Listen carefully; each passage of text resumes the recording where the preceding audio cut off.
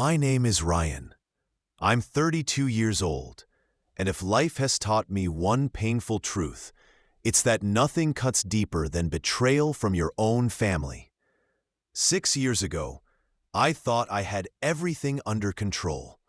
I had a stable job in IT security, saved enough for a condo down payment, and most importantly, I was in love. Her name was Elise. She wasn't loud or attention-seeking, just calm and grounded. The kind of person who made you feel steady, even when everything else was falling apart. I had the ring, the proposal speech, and a dinner reservation ready. Then my brother Drew stepped in, confident, polished, wearing that smug smile he always had when he wanted something. I don't know exactly how it unfolded, but a week before I planned to propose, Elise asked to meet me at our favorite coffee shop. She looked nervous. She said she was confused and felt something for someone else. When I asked who, she hesitated just long enough for my stomach to drop. Then she said it. Drew, my older brother, the family favorite, the one who loved reminding me I was always a step behind. He was the funny one, the outgoing one, the one who drew attention without effort. Our parents praised him, while I got the usual, as long as you're trying your best, pat on the back. I wasn't shocked that he made a move. I was shocked that she said yes. They moved in together 3 months later. I cut all contact. I ignored Drew's texts and Elise's emails asking if we could talk. When they got engaged, Mom tried to guilt me into going. Family is family, Ryan, she said. But what I heard was, your feelings don't matter as much as appearances. So I did what I always did, shut down. I focused on work, deleted social media, and built walls no one could climb. Inside those walls, I found something that felt like peace. Then, last week, Dad passed away. It wasn't sudden. He'd been battling lung cancer. But that final phone call still hit hard. I hadn't seen him in almost a year, yet I still cried alone in my apartment. Meanwhile, Drew posted photos from the hospital with emotional captions about honoring every moment. It made me sick. Drew, who didn't visit last Christmas. Drew, who only started showing up when he learned about Dad's life insurance policy. The funeral was last Saturday. Black suits, gray skies, quiet sobs. I got there early and sat in the back. I didn't want attention or small talk. I just wanted to say goodbye. Then, outside the church, a sleek black limo pulled up. When the door opened, my wife stepped out. Drew's grin froze. The moment he saw her, his posture changed completely. Elise followed his gaze, confused, until her eyes met Sabrina. Elegant, calm, and effortlessly composed. She didn't need attention to stand out. She walked toward me in a navy coat and heels that echoed across the pavement. She took my hand, kissed my cheek, and suddenly, the entire energy in the room shifted. Drew looked stunned. Elise looked regretful. Sabrina wasn't just beautiful. She was accomplished. The kind of woman who didn't need validation. She'd been featured in Forbes 30 Under 30, spoke at tech conferences, built her own company, and worked with Fortune 500 clients. But more than that, she saw me, really saw me. She liked me for who I was, not for what I could prove. I didn't say a word. I just sat with her hand in mine as the ceremony began. Drew couldn't stop staring. And suddenly, I was 12 again, sitting at dinner while Drew got praised for making the soccer team, and I got scolded for an A-. 17, watching him get Dad's car keys while I got told I wasn't mature enough. 25, hearing Mom say Elise was more Drew's type anyway. But now, I was 32, and I was done. Thanks for the advice, I said, and walked out. Later that night, as the crowd thinned, Drew found me on the back porch with a glass of scotch in his hand. He leaned on the railing beside me. "So, you really married her?" "Yeah," I said, sipping water. "Crazy world," he scoffed. "You always were lucky." I turned to him. "No, you always thought charm and shortcuts were the same as hard work. That's not luck." He frowned. "Come on, Ryan. Sabrina DeWitt, really? She saw something in me," I said simply. "Yeah," he muttered, "something with a lot of zeros in her account." That's when it hit me. He wasn't surprised I was with her, 'cause he thought I couldn't be. He was angry because she was beyond his reach. In that instant, Elise didn't look so confident anymore. She looked like a fallback. He was about to say something else when Mom called from inside. "Drew, the lawyer's here." He straightened up instantly. The will reading was about to start. I had already made peace with Dad's passing, but Drew still believed he was the main character. He had no idea what was coming. Before it began, Elise whispered something to Mom, and they both looked at me. Then Mom said, "Ryan, can I have a word?" We stepped into the hallway. "Elise is concerned Sabrina might be distracting," she said. "She's very high profile. Maybe it's better if she steps out for the reading. It's family only." "You want her to leave?" I asked. "Just for the reading," she insisted. I almost laughed. "You know, I used to think maybe you just didn't realize how much your favoritism hurt me. But now I know. You chose not to see it." "Ryan," she started. "No," I said calmly. "You and Drew can keep your little alliance, but Sabrina stays." And I walked away. The lawyer, a man in a navy blazer with a worn briefcase, was setting up at the front. Drew sat in the front row, arm around Elise, confidence all over his face. He had no clue what was about to hit him. The lawyer cleared his throat. "Thank you all for coming. Mr. Harold Whitmore's final wishes were clearly outlined in this document, which he updated a year ago." At that, Drew's expression tightened slightly. His hand froze on his glass. The lawyer continued. He asked that I read the following personal message first. He unfolded a smaller sheet. Dad's words were straightforward, just like he always was. "To my family, if you're hearing this, then I'm gone. I know I wasn't perfect, but I hope my final actions speak clearly. I've spent this past year watching closely. Who showed up, who didn't, who gave freely, and who only took. What I built will not be wasted again. ... The room went quiet. Mom looked tense. Drew smirked faintly, thinking Dad was referring to me. Sabrina squeezed my hand gently. The lawyer set the note down and lifted the official will. "Let's begin with the estate," he said. "Mr. Whitmore's residence, valued at approximately $2.1 million, will be transferred to Ryan Whitmore." The room went still. You could have heard a fork drop. I didn't move or blink. My face stayed calm, but inside, my heart skipped, not from happiness, but from shock. Drew's head snapped toward me. "What?" he blurted. The lawyer didn't react. "The primary residence, along with all its contents, is left solely to Mr. Ryan Whitmore." "That has to be a mistake," Mom said sharply. "Harold promised Drew the house years ago." "There was a previous will," the lawyer confirmed evenly, "but it was nullified and replaced. This version is final and notarized." Drew shot to his feet, knocking over his glass. "This is ridiculous," Dad said. "He told me." "Please, sit down, Mr. Whitmore," the lawyer interrupted, still composed. Drew didn't. His flushed face turned to me. Elise reached for his arm, but he jerked away. "What did you do, Ryan? What did you say to him?" "Nothing," I replied evenly. "Maybe he just saw things for what they were." But the real betrayal hadn't come yet. The lawyer kept reading. Stocks, accounts, trust funds, some for me, others for charitable causes Dad had quietly supported. Small amounts went to extended family. Then the lawyer continued. As for the remaining family business assets, including Whitmore Logistics and its 51% majority shares, these have been placed in a private family trust controlled by... He paused.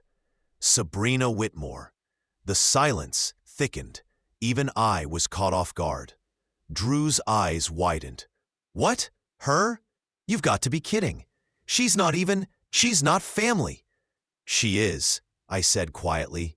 My wife. The lawyer looked up. Mr. Harold Whitmore specifically stated that he admired Mrs. Whitmore's business skills and her vision for long-term stability. The trust ensures company voting control remains in her hands. Mr. Drew Whitmore retains no shares. That was the cut, but the twist came next. Mom rose to her feet. Harold would never do that, she snapped. He would never give it to her, not over his own son. The lawyer unfolded another paper calmly. Mrs. Whitmore, there's a personal note addressed to you. Shall I read it? I don't care what it says, she barked, eyes blazing. The lawyer read it anyway. To Margaret, you've spent 30 years deciding which son deserved more. I let you.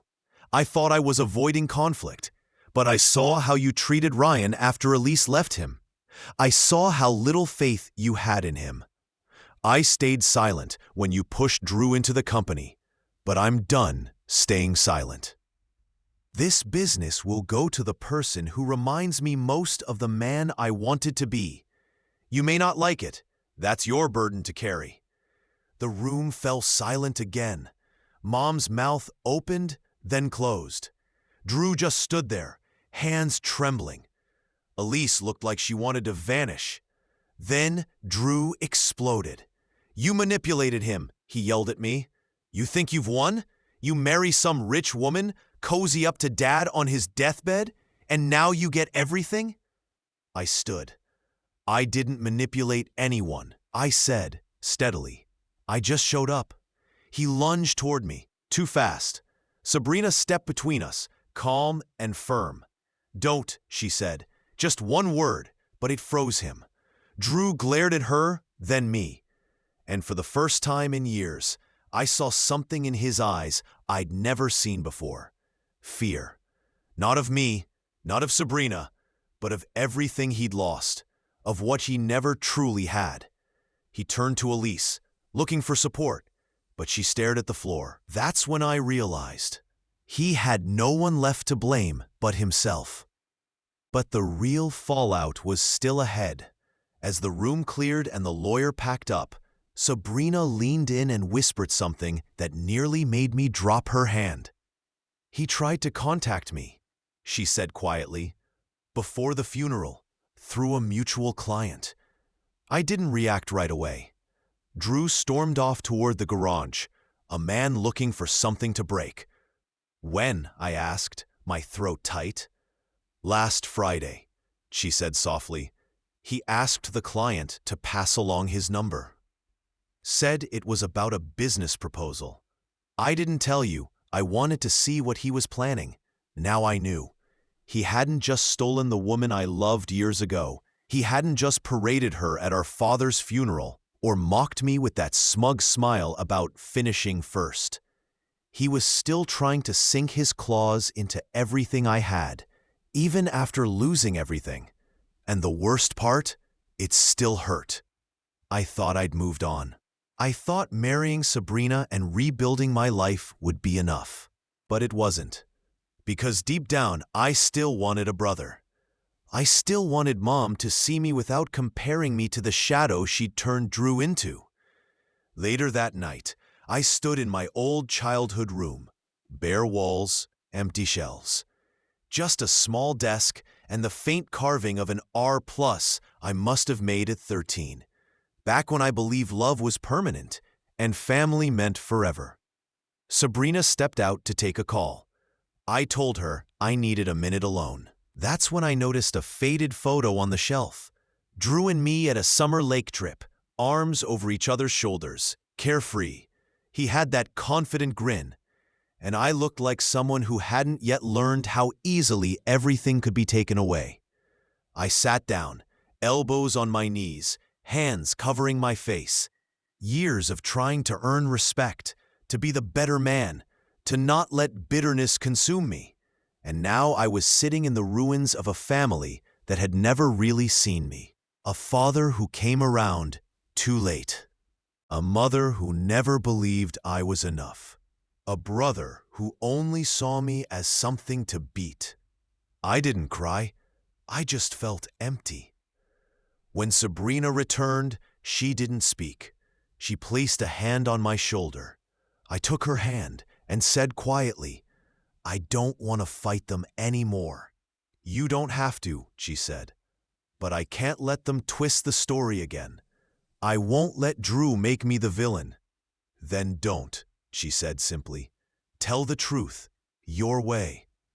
Her words stayed with me. That night, I wandered the halls of the estate. Every corner held a memory, some warm, some sour. Around 2 a.m., I found myself in Dad's study, flipping through his journals and notes. Among them was a sentence that froze me. "Ryan's not loud, but he's solid. I don't say it enough, but he's the one I'd trust if it all came down." Pride and anger tangled in my chest. Why had he never said that to me? Why only through lawyers and paperwork after he was gone? But that line lit something inside me. Not anger, just resolve. The next morning, I called the board of Whitmore Logistics. I didn't know exactly what I was building toward, but I wasn't going to sit back while Drew tried to destroy everything. This wasn't over for him, but it was changing for me. I wasn't playing defense anymore. Over the next few weeks, something shifted, inside and around me. Sabrina and I returned home to Seattle. Our penthouse overlooked the Sound, peaceful and quiet. I remember standing on the balcony, watching the sunset, feeling something I hadn't felt in years: certainty. Drew stayed silent for 10 days. No calls, no rants, no messages. That meant he was scheming, reaching out to lawyers, friends, anyone who might find him a loophole. He'd always relied on charm to cover incompetence, but now there were no shortcuts. Meanwhile, I stepped into the role Dad had quietly prepared me for. At first, I wasn't sure I'd even keep the company. ... But Sabrina said, "You don't have to wear your father's shoes. Just walk his path in your own stride." So I did. 2 weeks after the funeral, I met with the Whitmore Logistics Board. I expected doubt and resistance, but instead, the chairman said, "You look just like your father when he was young." I didn't want to be him. "I'm not here to make promises I can't keep," I told them. "And I won't rely on my name. I want to understand what this company needs to last 10 years, not just the next quarter." By the end of that meeting, half the board was shaking my hand, and the rest quietly said they were relieved Drew wasn't involved. Sabrina was right. Dad had left the foundation. It was mine to build now. That week, a business podcast interviewed Sabrina about her latest venture. When asked about her husband, she smiled. "He's the most disciplined person I know. He doesn't talk much, but when he moves, things change." Her words hit me harder than I expected. For once, I felt seen.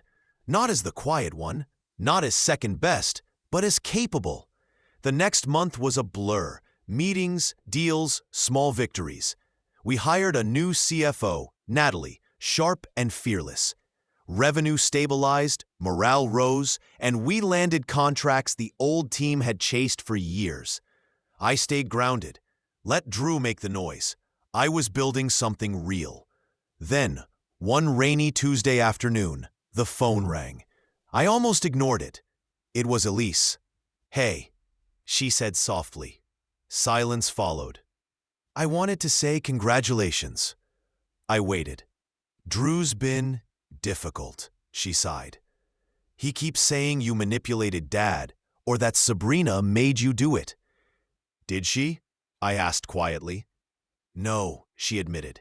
He just can't accept that you actually came out ahead, that you built something without playing dirty.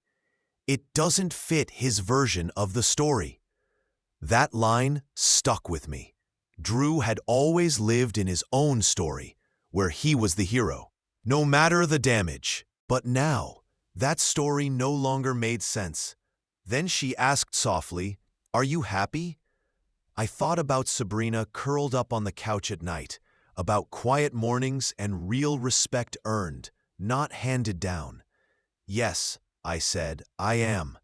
She whispered, "I'm sorry." "I know," I said gently, "but that chapter's closed." She didn't reply, just hung up. When I looked up, Sabrina was standing there with 2 coffees. She didn't ask about the call, just handed me one. Life had shifted, but peace never lasts long. Because I'd stepped into the life Drew thought was his, and he wasn't done. It began with a single envelope, no return address, just my name, scrawled in angry handwriting. Inside were photocopies of emails, filings, and a printed text thread. My pulse quickened. Drew had been trying to sell confidential Whitmore logistics data to a competitor, offering inside information on contracts, vendors, performance metrics. It hadn't gone through yet, but he'd tried. And he wasn't even careful. He'd contacted an old rival from high school, someone who'd climbed into an executive role at a competing firm. But that man still had a conscience. He sent everything anonymously, unwilling to be part of it. I sat back, staring at the ceiling. Drew hadn't accepted losing. He was trying to sabotage me, not to build anything, but just to see me fall. For days, I told no one. Not Sabrina, not Natalie, not the board. Instead, I started collecting evidence, because this time, I wasn't just going to survive Drew's games. I was going to end them. Drew's communication habits triggered my instincts, so I used my old cybersecurity skills to check where else he might have sent information and what data could have been exposed. I discovered he still had system access credentials that should have been revoked after Dad's passing.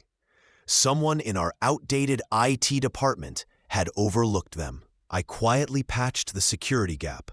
No confrontation, no warning, just preparation. If Drew wanted to play dirty, I needed to stay several steps ahead. The following week, I flew to New York for a tech and logistics conference. A strange pairing, but one that mattered in our industry. Sabrina spoke on a panel, but I was there for another reason.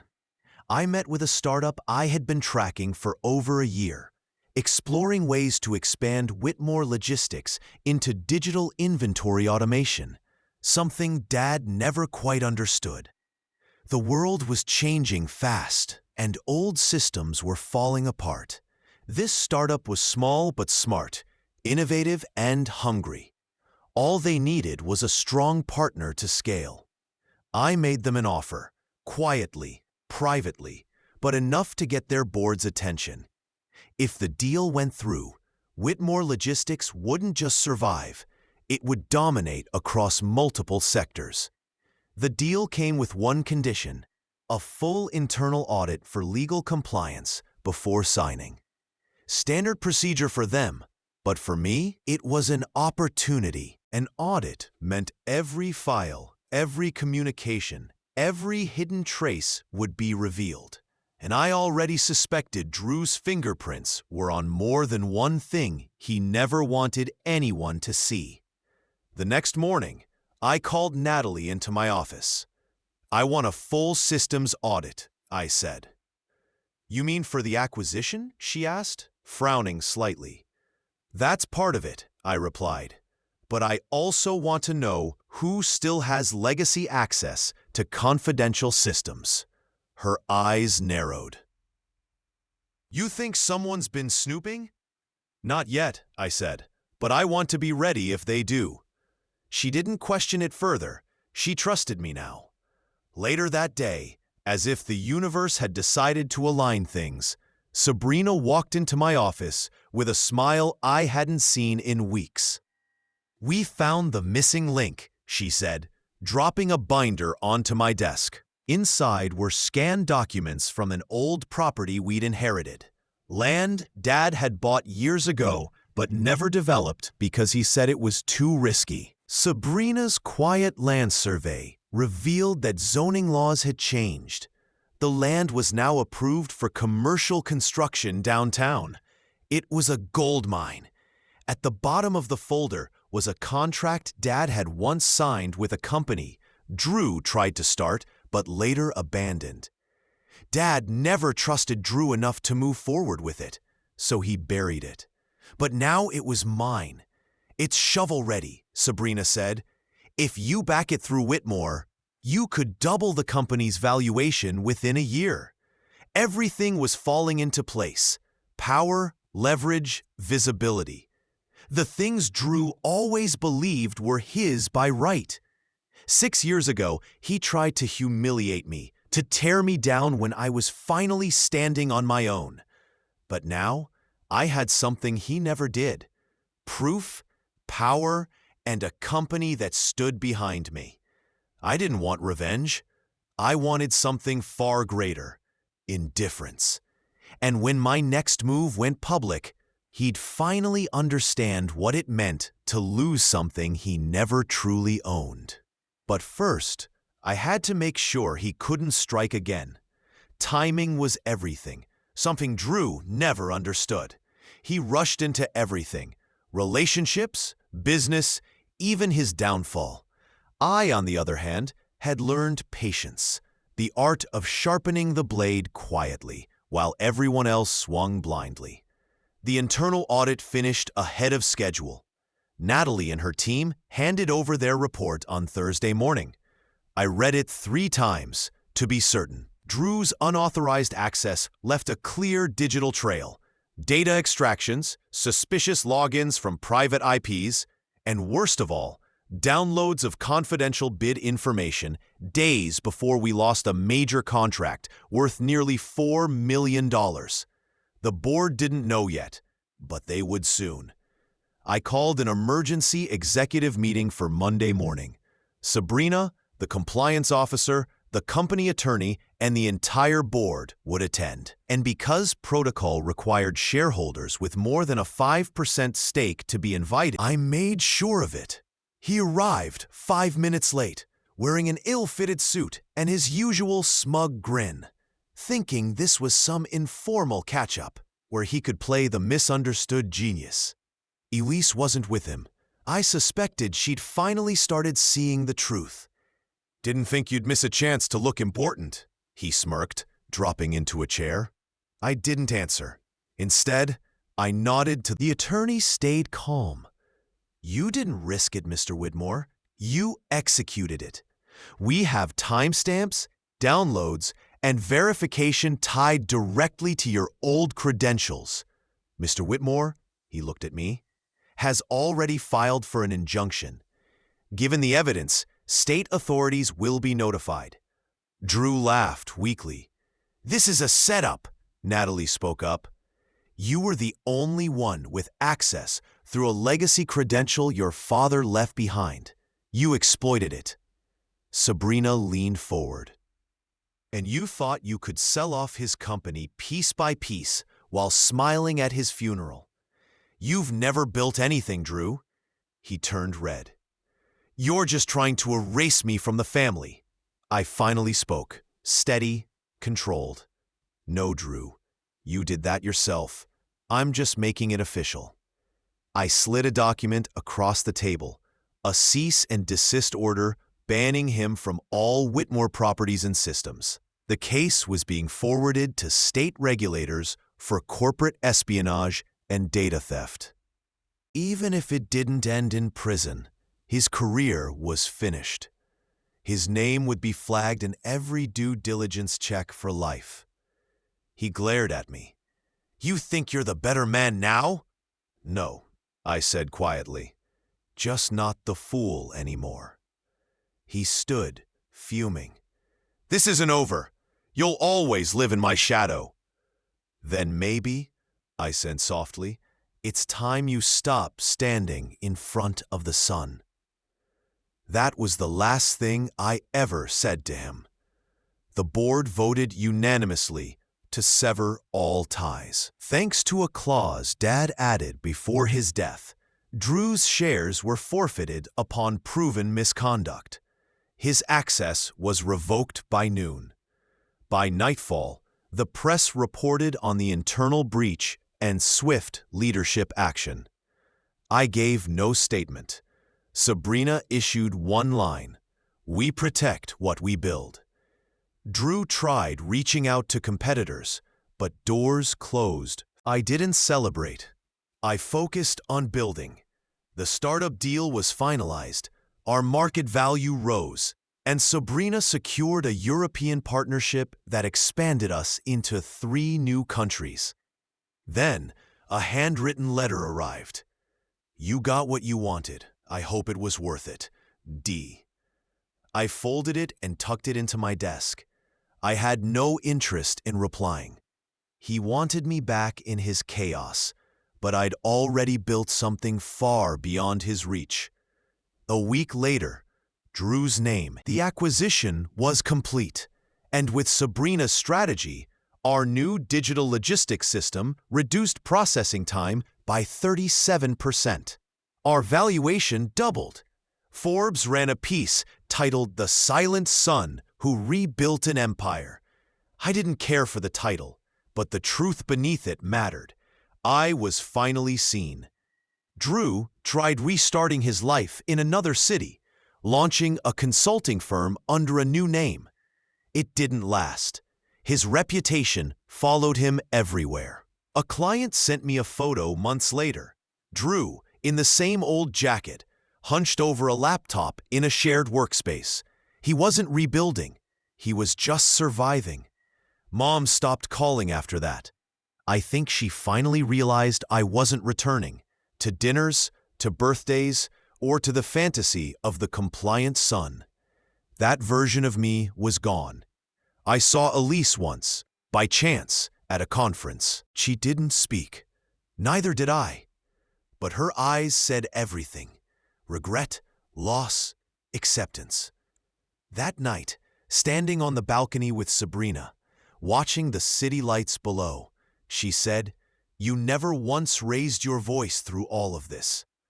"Didn't need to," I replied. She smiled.